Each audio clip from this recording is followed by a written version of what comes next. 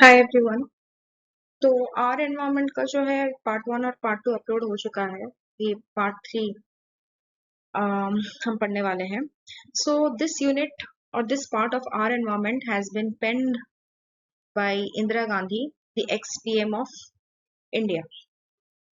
ठीक है, चलो। तो आर एनवायरनमेंट का जो 3 यूनिट्स है ना, मतलब आर एनवायरनमेंट के अंदर 3 हिस्से हैं। तो ये थर्ड वाला हिस्सा है और मेरे हिसाब से ये थोड़ा कॉम्प्लिकेटेड है। Okay. Now, Mrs. Gandhi is not someone who is very easy to understand in in the context of her education.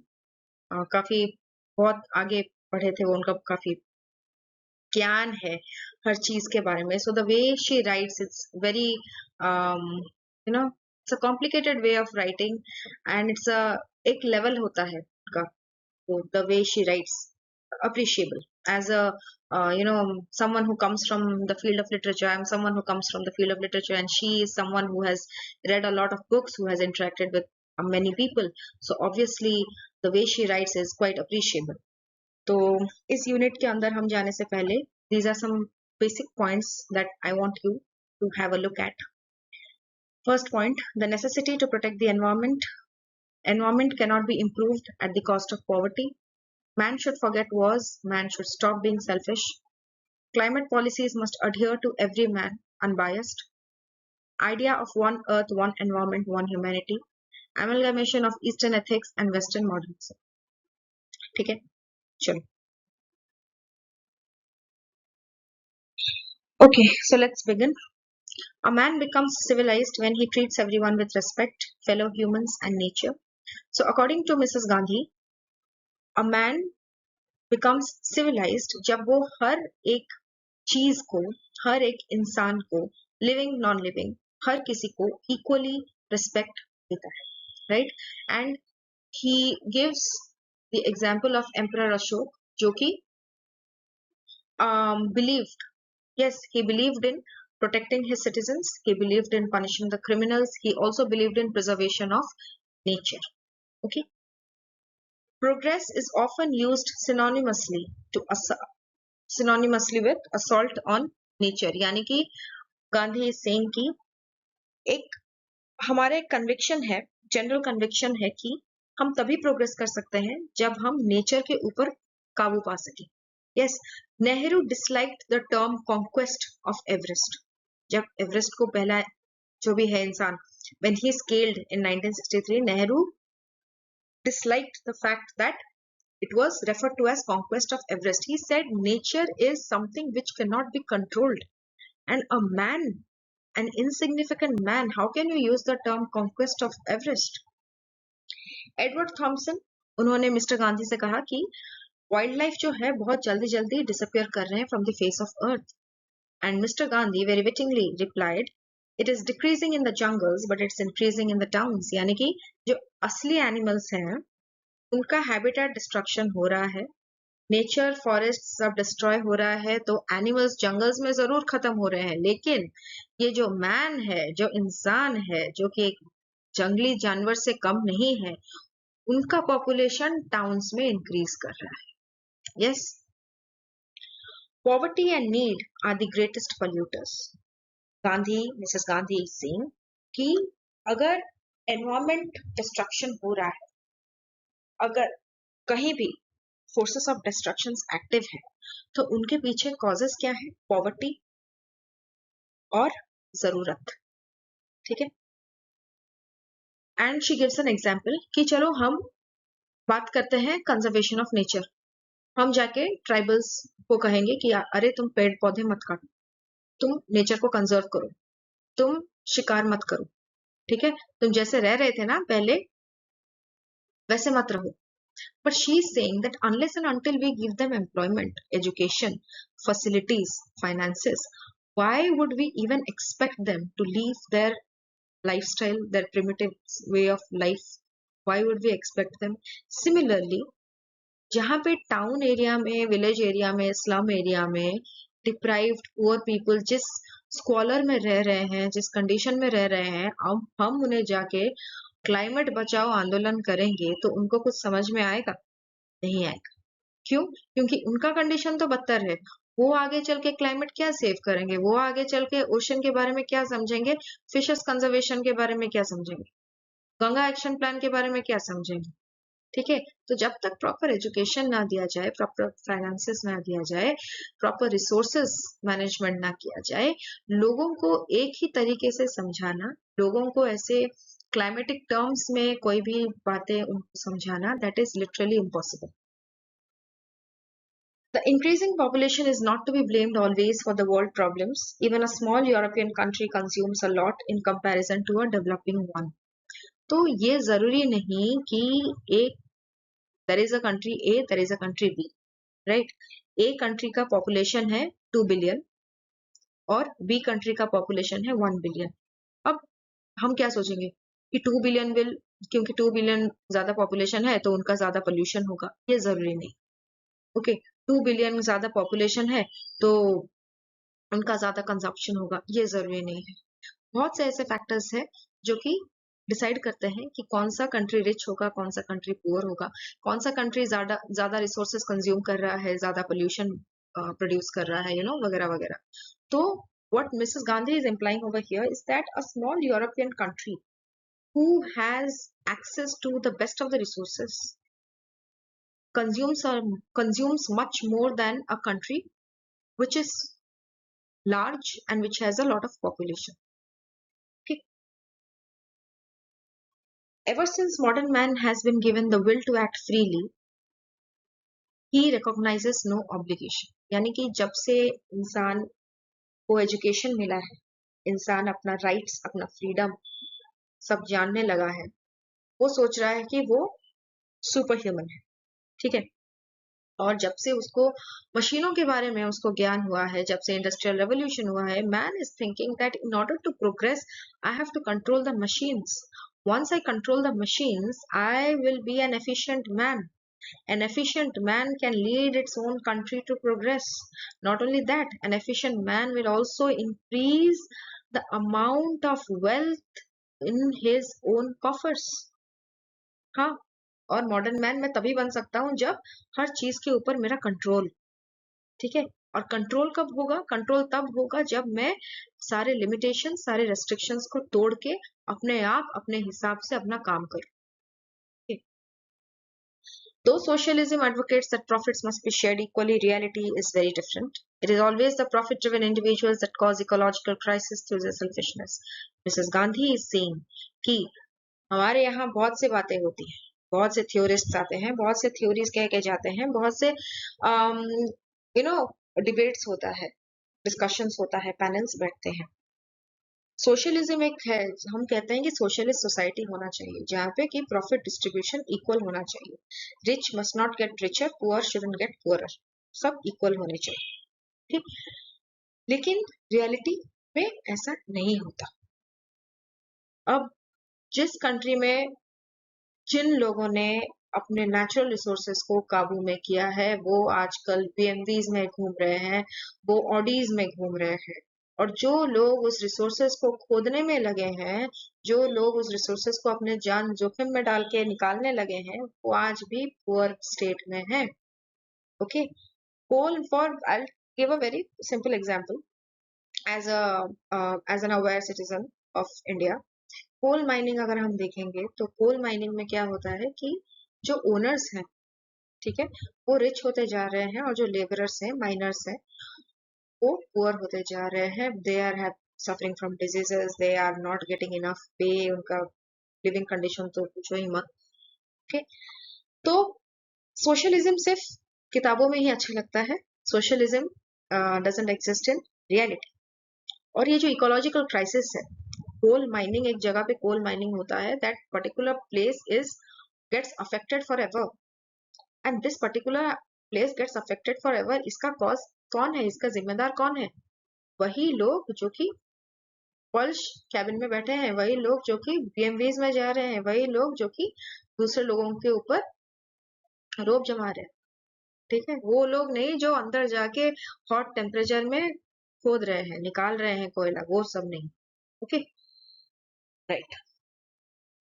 Next, science and technology has not caused pollution but the degradation of ethics. यानी कि अब इंसान is the only species on earth, human is the only species on earth who are blessed with a brain। और brain है यानी कि दिमाग तो चलेगा, दिमाग चला इसीलिए साइंस निकला। अब साइंस एंड टेक्नोलॉजी का जो दुर्व्यवहार किया जा रहा है दैट इज कॉजिंग पोल्यूशन, ये हम सोच रहे हैं। Because science is a Ben, हम सोच रहे हैं कि साइंस इज अ बेन, लेकिन उस साइंस को बेन बनाया किसने? यानी कि who brought out the disadvantages of science? Man himself। Okay, man did not stick to his ethics, man did not stick to the rules of nature, which is why pollution is caused, which is why ecosystem has become imbalanced। Debates on ecology and conservation is not to distract the world audience from discussion on war and poverty, but to bring improvement in the lives of people। Mrs. Gandhi is saying that जब हम कहीं debate करते हैं, world forum में हो, national meet में हो, about ecology कि अरे देखो ग्लोबल वार्मिंग हो रहा है, ग्रीन हाउस इफेक्ट हो रहा है, लोगों को इस तरीके से प्रॉब्लम हो रहा है, हम इसलिए ये सब नहीं करते हैं ताकि हम वर्ल्ड ऑडियंस को वॉर इश्यूज और पॉवर्टी इश्यूज से हम उनका ध्यान भटकाएं। हम इसीलिए करते हैं ताकि जो लोग एक्चुअली में जिनको बेनिफिट मिलना चाहिए उन लोगों को बेनिफिट मिले। Okay. Environmental issues of developing countries exposes the inadequacy of development in those countries। In fact, effort must be made to provide these people with sanitation, fresh water, proper living conditions, and must be achieved by integrating the locals or tribals and without exploiting the natural resources। यानी कि how are we going to improve the environmental conditions? How are we going to reduce the damages that have been caused to the environment? By making sure that the people who actually deserve help will get help। Sanitation हो, fresh water हो, hygiene हो, proper living conditions हो, सब कुछ। और ये कैसे हो सकता है? जब रिच और पुअर में गैप का जो गैप है वो कम हो। यस, और हम ये सब अचीव कर सकते हैं even without exploiting the natural resources by sustainable means. Peace cannot be achieved with modern warfare, nor can any ecological development be made। Gandhi is again saying कि हम लड़ लेंगे, वॉर हो जाएगा, बैटल हो जाएगा, उसका मतलब ये नहीं कि उसके अंत में पीस मिलेगा। महाभारत जैसा बैटल हो गया, इतना इतना बड़ा war was fought, at the end did anyone get peace? No, people faced consequences. और जो गए भी, नो, जो 5 Pandava and all those who went to the heaven, कहीं ना कहीं उनके अंदर yes they did their dharma, yes they did whatever was written their part of karma, they did that, लेकिन कहीं ना कहीं एक गिल्ट तो रह रहा है ना। तो आप जितना भी बड़े जो भी है लड़ाई लड़ लो, लेकिन कहीं ना कहीं पीस जो है ना वो 100% नहीं आता, कहीं ना कहीं थोड़ा सा गिल्ट रह जाता है, राइट। एंड शी सेइंग कि इवन लड़ने से इकोलॉजिकल डेवलपमेंट भी नहीं होगा। Okay, when an environmental calamity will strike, all will perish। she is saying that जब सुनामी आएगा तो सुनामी ये देख के नहीं आएगा कि अरे ये तो करोड़पति है, I will not affect that man, और ये तो भिखारीपति है, I will affect that man, I will kill that man. ऐसा नहीं आता। जब सुनामी आता है तो कोस्टल एरिया में जितना भी रेडियस होता है, लेट्स से 50 किलोमीटर रेडियस, जितने भी घर होते हैं, जो भी होता है, उनको एकदम अपने साथ लेके जाता है। Okay, it destroys everything on its path। Everyone perishes unbiased। Tsunami, your environmental calamity, everything is unbiased। Which is why man needs to understand कि अगर खुद को बचाना है तो हमें हर किसी को बचाना हो। ये जो धरती है, धरती माता है, ये सिर्फ मेरी माता नहीं, ये तुम्हारी भी है, ये उनकी भी है, ये हम सबकी है। ठीक है, इसको बचाएंगे तो एनवायरमेंट बचेगा, एनवायरमेंट बचेगी तो मैं बचूंगा मतलब सबको बचाना हो। Okay, that feeling, which in Indian Sanskrit terms we call it Vasudevam Kutumbakam, which means everyone is one, everyone is together, the world is a global village, every जो हमारा जो thinking है, ब्रदर सिस्टर वाला, sisterhood वाला, brotherhood वाला thinking, उसको हमें कायम रखना होगा। वासुदेवम कुटुंबकम। Okay, environment can progress only when the man becomes aware. जब मैन खुद ही सेल्फिश होगा, मुझे चाहिए, मेरा, मी, माई, नाई, ये सब जब चलता रहेगा, वैसे वर्ल्ड, इस तरीके से वर्ल्ड डेवलप नहीं हो। Okay, climatic policy makers belong to the developed countries, hence climate becomes an area of gathering profits. Man should not become selfish. Again she is saying कि यूजुअली जो पॉलिसी मेकर्स होते हैं, जो decide करते हैं कि अरे ये वाला क्लाइमेट चेंज हो रहा है, हम अभी इस तरीके से पॉलिसी करेंगे, इस तरीके से टैक्स लगाएंगे, इस तरीके से पनिशमेंट्स देंगे, इस तरीके का पेटेंट करेंगे, इस तरीके का लॉज करेंगे, बिल्स पास करेंगे, वगैरह वगैरह। Mrs Gandhi is saying that वही same set of profit driven individual should not be making the policies again and again, क्योंकि वो जब पॉलिसी बनाते हैं ना, वो अपने ग्रुप को देख के बनाते हैं, वो डेवलप्ड कंट्रीज के हिसाब से सोच के बनाते हैं। उनके दिमाग में अंडर डेवलप्ड कंट्रीज और डेवलपिंग कंट्रीज का इंटीग्रेशन नहीं होता है। वो सिर्फ एक ग्रुप होके, एक एसोटेरिक ग्रुप होके सोचते हैं। Yes, and this selfishness will only harm the environment. Ecological crisis should not add to the burden of the poor countries. Fighting pollution and preserving nature should not become a game for the rich to play at will. यानी कि she is saying कि आप जो भी policy लाओ, आप जो भी चेंजेस लाओ, आप जो भी लॉज लाओ, या फिर आप ब्लेम गेम अगर खेलो, तो मेक श्योर कि आपके आप जो भी करो ना, पुअर कंट्रीज ज्यादा पुअर ना हो, जो डेवलपिंग कंट्रीज है वो विक्टिमाइज्ड ना हो, उनका भी डेवलपमेंट हो।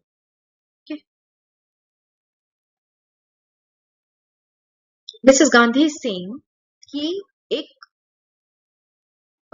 Poverty, population boom, disease, pollution, warfare, ये एक साइकिल की तरह है, एक नेवर एंडिंग साइकिल, बस गोल गोल गोल गोल घूमता रहता है। Okay, and she is saying that yes, एक एक इशू बहुत बड़ा इशू है and everything needs to be addressed, लेकिन अगर हम एक के बाद एक के बाद एक एड्रेस करने लगेंगे ना, तो वर्ल्ड के प्रॉब्लम्स कभी खत्म नहीं हो। तो हमें स्ट्रेटेजी बनाना चाहिए और वेरी थॉटफुली हर चीज को हैंडल करना चाहिए। And then she concludes by saying कि modern man should have sustainable ideas. Yes, he should know how to use the resources judiciously. He should know that he should not be selfish. कि भारत माता क्या, ये जो धरती माँ है, ये हम सबकी माँ है।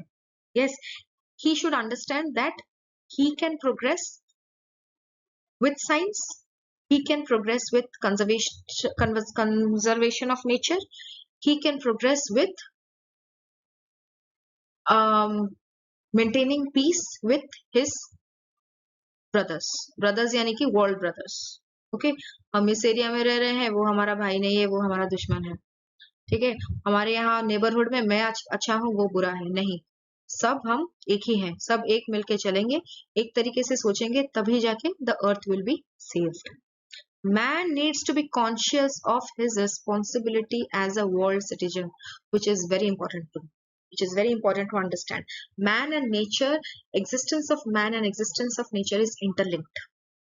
अगर नेचर डिग्रेडेशन होना शुरू कर दे, तो मैन का सर्वाइवल इज इम्पॉसिबल।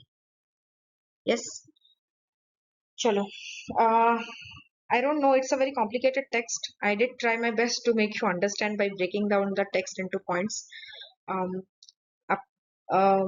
Video देखने के बाद again you go back and read the text, you guys, and then probably you'd be able to understand the text. Okay, चलो, bye.